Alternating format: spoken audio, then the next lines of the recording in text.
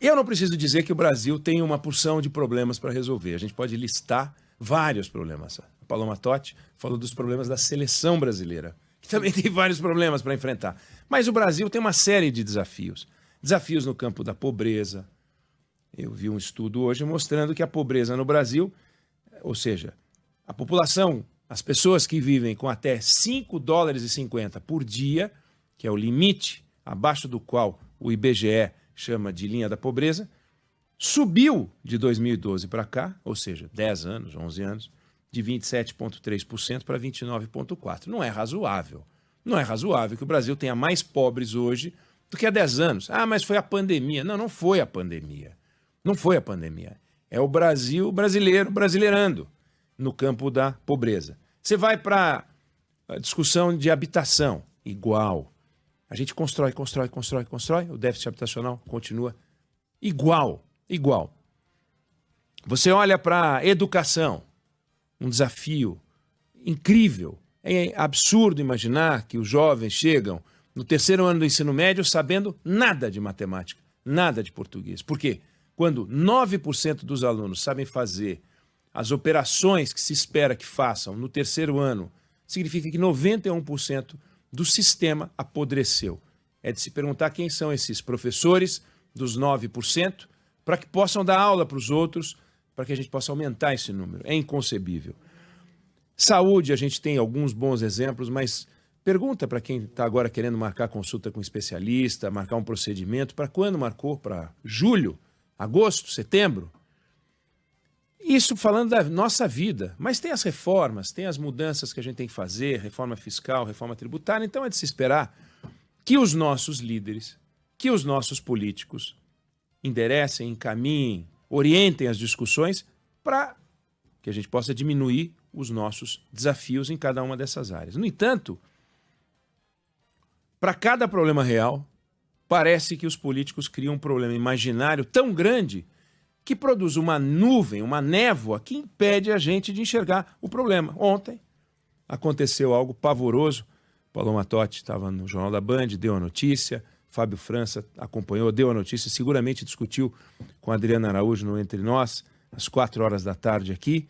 Lula, presidente Lula, diante de um caso real da falta de segurança no Brasil, diante de um caso real, que é do avanço de uma facção criminosa, diante de um caso real, que é uma pergunta que todo mundo faz, até onde os criminosos controlam as cadeias e as ruas desse país, e quem sai de casa com aquele medo de não voltar, ou pelo menos com aquele medo de não voltar para casa com tudo que levou durante o dia, porque volta sem o celular, às vezes volta sem a dignidade. Esse é um problema real. E aí vem o presidente Lula e diz que vê uma armação do Moro na história do PCC, na operação da Polícia Federal, que desmontou uma quadrilha, um grupo do PCC, que queria assassinar o senador. Ex-juiz Sérgio Moro, que condenou Lula, ex-ministro da Justiça, que comandou a Polícia Federal, atual senador da República. De que forma o Sérgio Moro poderia fazer uma armação naquela operação? Fica a dúvida. Ele teria interferido no trabalho da Polícia Federal?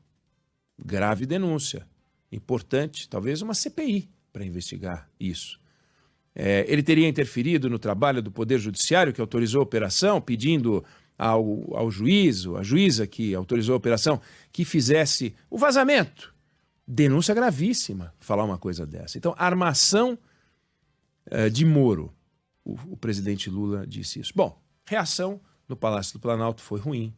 O entorno do presidente ficou boquiaberto. Os aliados ficaram sem palavras.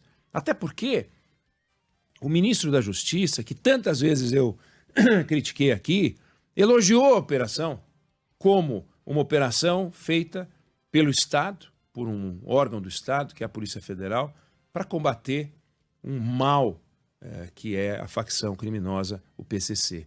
E eles conseguiram um sucesso nessa operação. E ele colocou isso como um exemplo de trabalho sério. Se é um exemplo de trabalho sério para o Flávio Dino, e na opinião do presidente, é uma armação do Moro de alguma forma, o que que o Flávio Dino vai fazer a partir de agora? Vai falar que é uma armação do Moro? Vai deixar de dizer que é uma operação séria?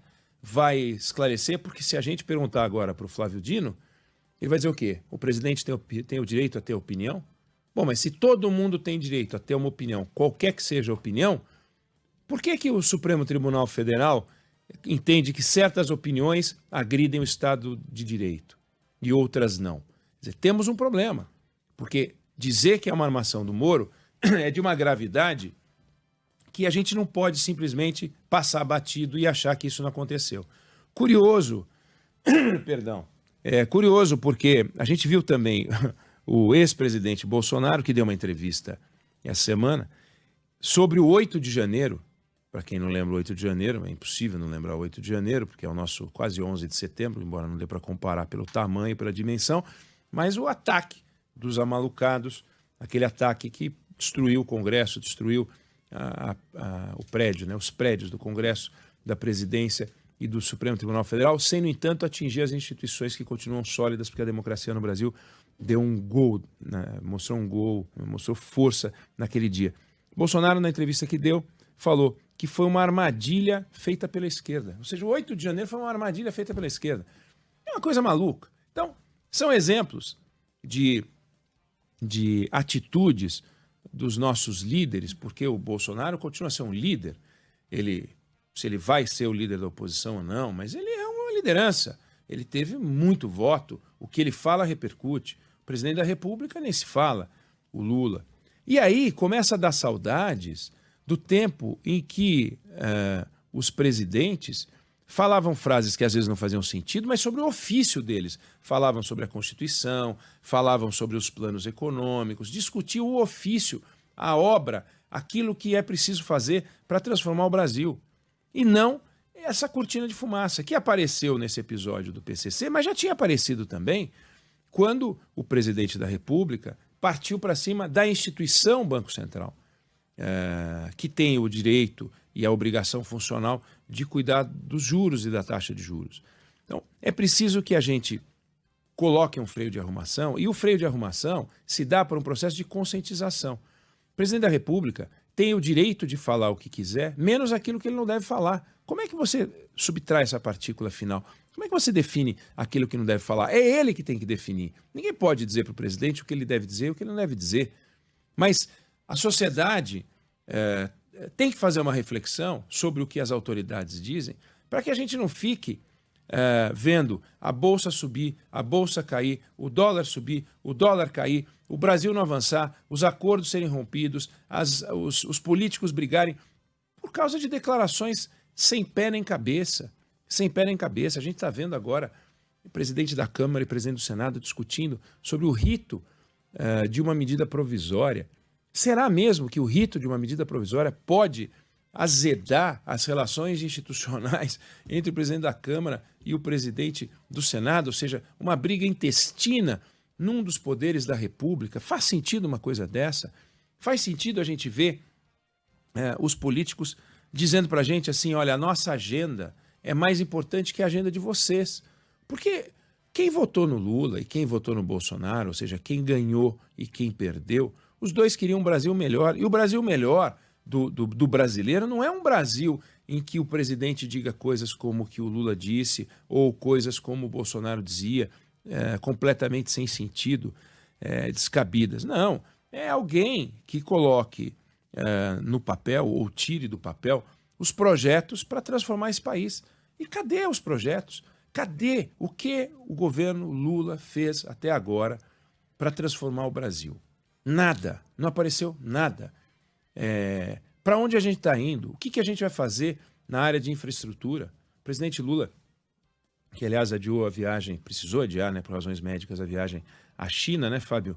Ele está com uma pneumonia. Sim, exatamente. E a gente não sabe... Vamos falar daqui a pouquinho sobre isso com a reportagem em Brasília. Boa. E a gente não sabe se vai adiar um dia ou mais. Por enquanto é um dia de atraso, né? Um dia... E tem que adiar mesmo. Imagina, a saúde do presidente é algo vital. Mas a gente vai ter oportunidade, a gente já discutiu um pouco aqui, vai discutir mais, olhar para a China, não é copiar o modelo chinês, pelo amor de Deus. A gente quer democracia, lá não tem. Esse ativo não existe lá. Mas lá existe uma preocupação em fazer o Brasil, o país, crescer. E como cresceu, né? Nos últimos 40 anos, a renda per capita chinesa aumentou 53 vezes. 53 vezes. Ah, mas era muito baixa. De fato, era 1/10 da renda per capita do Brasil. Hoje é o dobro da renda per capita do Brasil. Eles conseguiram para 1 bilhão e tantos milhões de habitantes. E a gente andando de ladinho, né? Não tem aquele Eduardo e Mônica, aquela musiquinha que fala ela e ele ainda na aulinha de inglês. Como é que era? Enquanto a dizer não existe razão. Mas não lembro. Ela fazia um monte de coisa filosofando em alemão, não sei o que tal, e ele nas aulinhas de inglês. É o Brasil e a China, a gente tá na aulinha de inglês, pô. Sabe, where's the book? Ah, the book's on the table. Pô, meu, chega. Ela fazia medicina e falava alemão. Ela fazia medicina e falava alemão, e ele ainda nas aulinhas de inglês. É o Brasil. Então, não dá para ficar assim. A gente tem que fazer uma mudança nesse cenário, e é isso que a gente precisa discutir. Eu não sei se você concorda comigo, se você não concorda, mas essa é a opinião que eu tenho sobre esse assunto.